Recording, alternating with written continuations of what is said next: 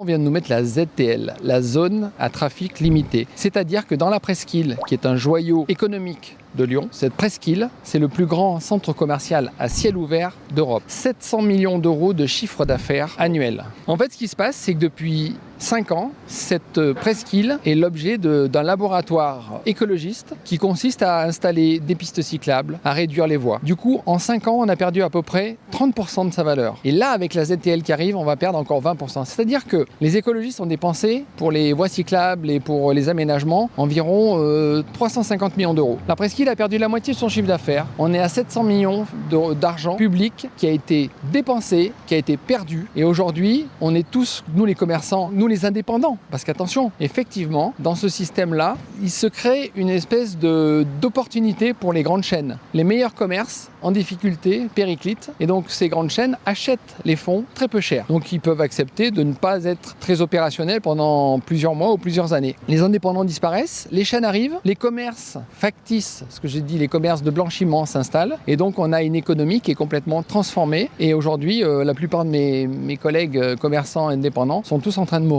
Ils réfléchissent comment faire des liquidations sans tout perdre. Ils sont pour certains en redressement judiciaire et pour certains, ils sont déjà partis.